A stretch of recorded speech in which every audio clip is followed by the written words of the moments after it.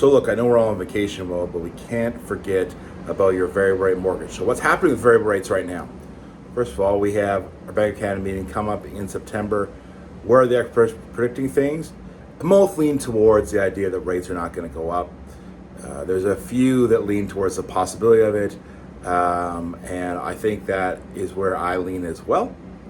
But you know what? The thing is, these days, especially the last two, nothing is guaranteed. We must be prepared for anything. We have a government that is not strategic in any manner. And I know the government, the Bank of Canada, is supposed to be independent, but I'm not really sure that's true either. So, a problem right now is that we still remain to have a housing shortage. In the month of going into August, the jump in house prices was the largest it's been since the early 2000s. So we're still having, even with high interest rates and a lot of people price the market and not even a busy market, we're still having house prices go up. Why is that the case? That's because the housing shortage is meaningful. CMHC and other experts went to a cabinet retreat last week in the Maritimes, let the housing minister know that solving the housing crisis can be solved with building 5.8 million houses the next 6.5 years.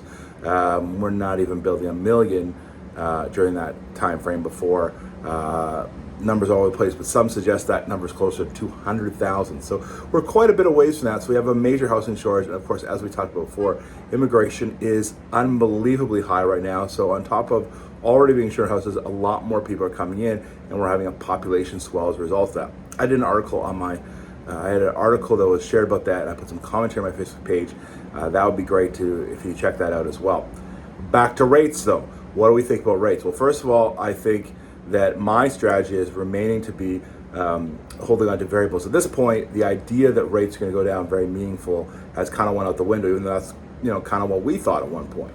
I think that the fixed rates are probably based on bonds about where they're going to be. You might see some up and down a little bit, but very close to where they need to be.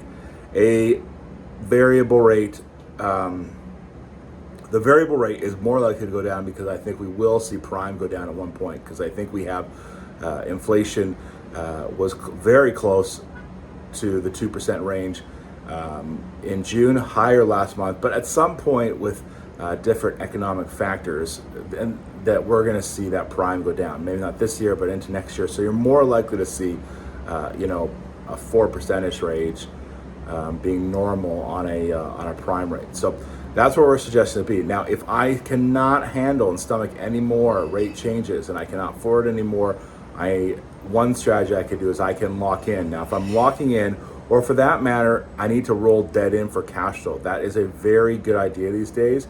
Your variable is about the same if you load it on a refinance, and a fixed rate can be lower. So rolling debt in is now really a big deal. There is some options to not break your mortgage. There is a lot of options to get rid of debt.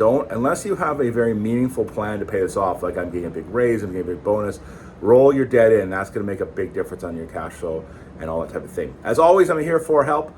Please let me know anytime. Have a great day.